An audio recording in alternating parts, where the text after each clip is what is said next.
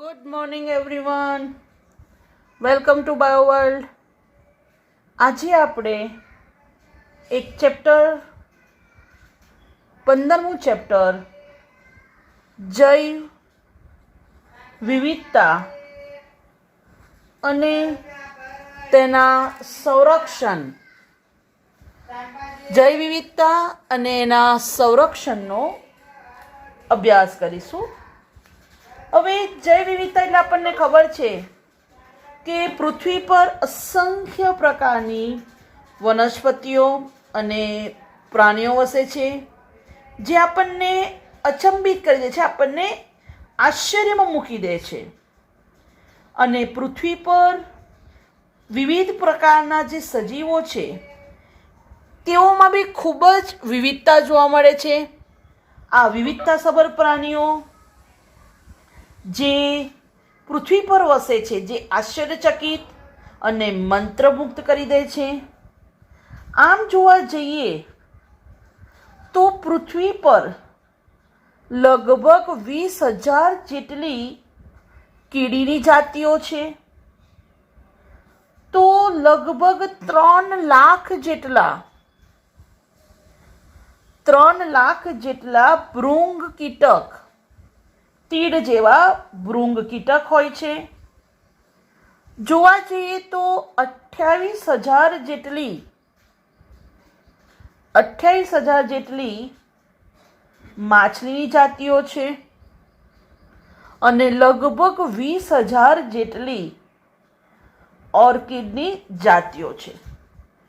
તો આ બધી જાતિઓ ખરેખર કેવી રીતે છે, આ વિવિધતા કેવી રીતે આવી, બરાબર? અને આ જે અલગ અલગ જૈવ વિવિધતા છે એનાથી મનુષ્યને શું ફાયદો છે એ આપણે જોઈશું. અને આ જે જૈવ વિવિધતા છે એનું સંરક્ષણ કેમ કરવું એ આપણે આ ચેપ્ટરમાં જોઈશું. જૈવ વિવિધતા અને સંરક્ષણ. હવે સૌથી પહેલા તો જૈવ વિવિધતાની વાત કરીએ. જૈવ વિવિધતાની વાત કરીએ તો આપણને ખબર છે કે સંગઠનની કક્ષાઓ, કે ભાઈ ઉપરમાની કણો ભેગા થાય તો પરમાણુ બને, ઉપરમાનવી કણો એના સંગઠન દ્વારા પરમાણુ, પરમાણુ વડે અણુ ભેગા થઈને બનાવે અંગિકા, અંગિકાઓ ભેગી થઈને બનાવે કોષ, કોષો ભેગા થઈને બનાવે પેશી, પેશી વડે અંગ, અંગ વડે અંગતંત્ર, અલગ અલગ અંગતંત્રો ભેગા થાય બનાવે સજીવ, સજીવ ભેગા થઈને બનાવે જાતિ, અલગ અલગ જાતિના લોકો ભેગા થઈને બનાવે વસ્તી, વસ્તી ભેગી થઈને બનાવે સમાજ, અને અલગ અલગ સમાજના લોકો ભેગા થાય અને બનાવે નિવસન તંત્ર. તો કોષોમાં તો વિવિધતા જોવા મળે છે, પણ આમ જોવા જઈએ તો નિવસન તંત્રો ભેગા થઈ અને બનાવે જૈવાવરણ. તો આ જે બાયોસ્ફિયર છે, જીવાવરણ છે, એમાં અસંખ્ય પ્રકારના સજીવો વસતા હોય છે. ધ્યાન રાખવાનું છે. સૌથી અગત્યની વાત કરીએ તો જૈવ વિવિધતા શબ્દ, જૈવ વિવિધતા શબ્દ જૈવ વૈજ્ઞાનિકે આપ્યો હતો, અને આ જૈવ વૈજ્ઞાનિકનું નામ છે એડવર્ડ વિલ્સન. બરાબર? તો જૈવ વિવિધતાનું વર્ણન કોને કર્યું? તો ખાસ યાદ રાખજો, એડવર્ડ વિલ્સન.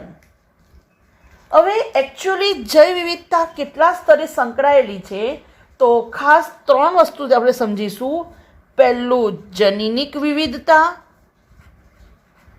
જનીનિક વિવિધતા પછી આપણે જોઈશું જાતિ વિવિધતા, અને પછી જોઈશું આપણે પરિસ્થિતિકીય વિવિધતા. તો પહેલી વાત કરીએ જનીનિક વિવિધતા, જીનેટિક ડાયવર્સિટી. તો કોઈ પણ એક જાતિ જનીનિક સ્તરે તેના વિતરણ ક્ષેત્રમાં ખૂબ જ વિવિધતા દર્શાવી શકે છે. હવે આપણને ખબર છે કે જસ્ટ લાઈક કેરીની વાત કરીએ તો જે તે વિસ્તારમાં કેરીઓ જોવા મળે, પણ કેરીઓમાં પણ આપણને ખબર છે કે જસ્ટ લાઈક આપણે કોઈ એક મેંગો હાઉસ મતલબ કે મેંગો ફાર્મનું વિઝિટ લઈએ તો ત્યાં આગળ લંગડો મળે, કેસર મળે, હાફૂસ મળે, તોતાપુરી મળે, રાજાપુરી મળે, રાઈટ. તો કોઈ એક જ વિતરણ ક્ષેત્ર હોય પણ એમાં વિવિધતા જોવા મળે છે. તો મેં તમને સૌથી બેસ્ટ એક્ઝામ્પલ આપી દીધું કેરીનું, કે ભાઈ જ્યાં પણ કેરીઓ આંબાના ઝાડ હોય પણ એમાં પણ વિવિધતા જોવા મળે છે. આ ઉપરાંત ખાસ ધ્યાન રાખવાનું છે, હિમાલયના વિવિધ વિસ્તારોમાં ઉગતી ઔષધીય વનસ્પતિ સર્પગંધા, ખાસ યાદ રાખજો સર્પગંધા, જેને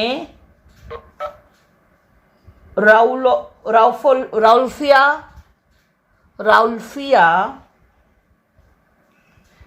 વોમિટોરિયા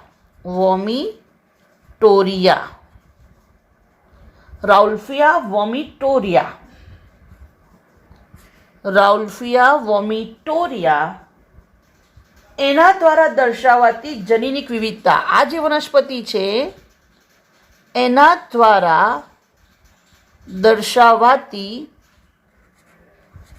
જનીનિક વિવિધતા એ કોના કારણે છે? તો તેના દ્વારા ઉત્પાદિત સક્રિય રસાયન. કયું રસાયન? રિસ્પીર્ણ. રસાયણનું નામ છે રિસ્પીર્ણ. ની ક્ષમતા અને સાંદ્રતાના અર્થમાં હોઈ શકે. તો આ જે સર્પગંધા વનસ્પતિ છે એ હિમાલયના અલગ અલગ વિસ્તારોમાં જોવા મળે છે. પણ આ જે અલગ અલગ વિસ્તારોમાં જે વનસ્પતિ જોવા મળે છે એમાં જનીનિક વિવિધતા જોવા મળે છે. અને ફર્ક ક્યાં પડે છે? તો અલગ અલગ વિસ્તારમાં જે પણ વનસ્પતિ ઉગે છે પણ એમાંથી જે સ્ત્રાવ થાય છે રિસ્પીર્ણ, એ કેટલા પ્રમાણમાં સ્ત્રાવ થાય છે અને આ જે રિસ્પીર્ણ છે એની ક્ષમતા મતલબ કે એની અસર કેવી છે. બરાબર. હવે ધ્યાન રાખજો કે આ જે રિસ્પીર્ણ છે એનું રાસાયણિક સૂત્ર છે C33H40N2O9 અને એકચ્યુઅલી આ જે રિસ્પિન છે એ વપરાય છે બ્લડ પ્રેશરને ઘટાડવા માટે. બરાબર. તો અલગ અલગ સાંદ્રતા હોય. જેમ કે આપણે ખબર છે કે ભાઈ શેરડી લઈએ તો કેટલીક શેરડી એવી હોય કે જે મોરી હોય અને કેટલીક શેરડી એવી લાગે છે કે જે વધારે મીઠી હોય છે. તો ધેટ મીન્સ કે એમાં જે શર્કરાનું પ્રમાણ છે કેવું હોય છે? અલગ અલગ. એવી જ રીતે આ જે સર્પગંધા વનસ્પતિ મળે છે એની સાંદ્રતા અને એની ક્ષમતા અલગ અલગ હોય છે. બરાબર. એટલે ભલે વિસ્તારમાં વનસ્પતિ બહુ બધી જોવા મળે છે પણ એની સાંદ્રતા અને ક્ષમતા કેવી હોય છે? અલગ અલગ. હવે ધ્યાન રાખજો, ભારતમાં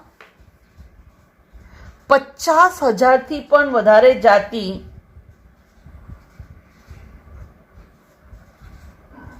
શાની જોવા મળે છે? ચોખાની.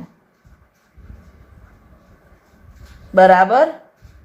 ઓકે. અને કેરીની વાત કરીએ તો 1,000થી પણ વધારે શું દર્શાવે છે? કેરીની જાતો. તો અહીંયા જે ભિન્નતાની વાત કરી એ ભિન્નતા શાના આધારે છે? જનીનિક ભિન્નતા. ભાઈ કેરીઓની અલગ અલગ જાત જોવા મળે છે. કોના કારણે? તો એના જનીન બંધારણને કારણે. સર્પગંધામાં બી અલગ અલગ છોડ જોવા મળે છે. કોના કારણે? તો એમાં જનીન વિવિધતાને કારણે. તો પહેલું આપણે જોયું જનીન વિવિધતા. હવે બીજી વાત કરીએ છીએ જાતિ વિવિધતા. બહુ કોમન વસ્તુ છે કે જ્યારે જાતિ વિવિધતાની વાત કરીએ તો આ વિવિધતા ક્યાં જોવા મળે? જાતિ સ્તરે જોવા મળે છે. બરાબર. હવે એવું કહેવાય છે કે ભાઈ પશ્ચિમ ઘાટની જે ઉભયજીવી વનસ્પતિઓ છે એની જાતિઓની વિવિધતા પૂર્વીય ઘાટ કરતાં વધુ છે. તો અહીંયા જાતિની સરખામણી કરી કે ભાઈ જાતિઓની જે વિવિધતા છે તો પશ્ચિમ ઘાટમાં ઉભયજીવીની વધારે જાતિઓ જોવા મળે છે ક્યાં કરતાં? પૂર્વ ઘાટ કરતાં. અને આમ બી પશ્ચિમ ઘાટ જૈવ વિવિધતાથી સમૃદ્ધ છે. બરાબર, ખાસ ધ્યાન રાખજો. તો જનીન વિવિધતાને કારણે જાતિ વિવિધતા સર્જાય. અને ત્રીજી વિવિધતા છે પરિસ્થિતિકીય વિવિધતા, જેને ઇકોલોજીકલ ડાયવર્સિટી કહેવાય. બરાબર. તો એકચ્યુઅલી જનીનમાં વિવિધતા હોય એને કારણે જાતિમાં વિવિધતા આવે.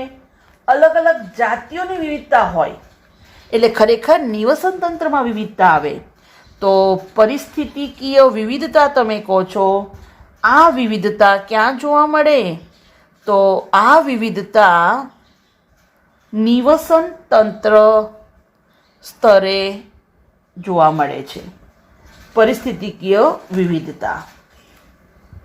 બરાબર, ઓકે. હવે ખાસ ધ્યાન રાખજો, ભારત પાસે ક્યાં ક્યાં વિવિધતા જોવા મળે છે? તો રણ પ્રદેશ, અલગ અલગ રણ જોવા મળે. વર્ષાવનો, વર્ષાના જંગલો. દરિયા કિનારાના ખાડી પ્રદેશમાં કયા વિસ્તારમાં જંગલો ખબર છે ને? મેંગ્રોવ્સ જંગલો. બરાબર, મેંગ્રોવ્સ જંગલો. આ ઉપરાંત પરવાળા ટાપુઓ, જ્યાં બહુ બધા પરવાળા જોવા મળે. આ ઉપરાંત ભેજયુક્ત ભૂમિ. આ ઉપરાંત વેલાનદમુખી પ્રદેશો. અચ્છા, વેલાનદમુખી પ્રદેશો ક્યાં જોવા મળે? તો જ્યાં સમંદરનું પાણી નદીના પાણીને મળે. બરાબર, અને નદીનું પાણી મીઠું હોય, એ સમંદરનું પાણી જે ખારું હોય છે એને થોડું મીડિયમ બનાવે, એને વેલાનદમુખી પ્રદેશ કહેવાય, અસ્ટોરિયાસ કહેવાય. આ ઉપરાંત પહાડો પરની વનસ્પતિ અને પહાડો પરના ઘાસના મેદાનો, આ બધી જ જે પરિસ્થિતિકીય વિવિધતા છે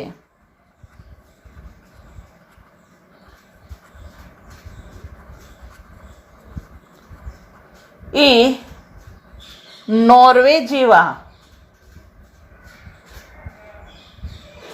સ્કેન્ડિનેવિયન દેશો કરતાં વધારે છે.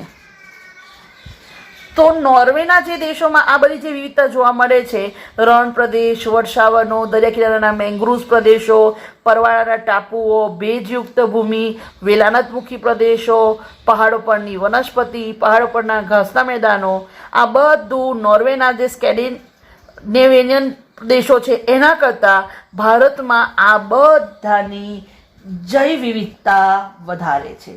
અને આ વિવિધતા, જૈવ વિવિધતા જે છે એ કયા સ્તરે કહેવાય? નિવસન તંત્ર સ્તરે કહેવાય.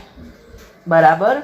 તો પ્રકૃતિમાં આ વિવિધતાને એકત્ર થવા માટે, મતલબ કે ઉદ્વિકાસ થતાં લાખો વર્ષો લાગે છે. અને આપણે જો આ વિવિધતા ગુમાવીશું અને જે પ્રમાણે અત્યારે એનો આ જે દર છે લુપ્ત થવાનો, તો આપણે લગભગ 2 સદી કરતાં પણ ઓછા સમયમાં આ બધું ગુમાવી દઈશું. અને એટલા માટે જૈવ વિવિધતાનું સંરક્ષણ કરવું એ જે તે દેશ માટે અત્યારે એક ખૂબ જ અગત્યનું આવશ્યક કાર્ય છે.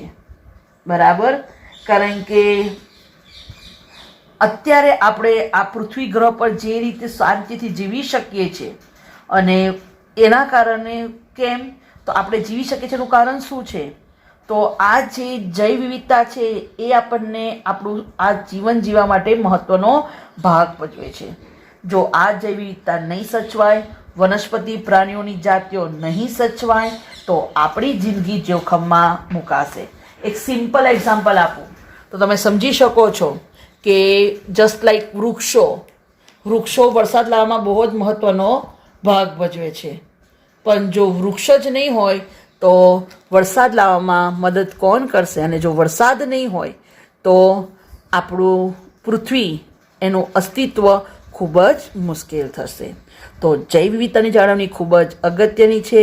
વિવિધતા 3 સ્તરે જોવા મળે: જનીન સ્તરે, જનીનને કારણે જાતિ સ્તરે, અને જાતિને આધારે પરિસ્થિતિય સ્તરે પણ જોવા મળે છે, નિવસન તંત્રીય સ્તરે જોવા મળે છે.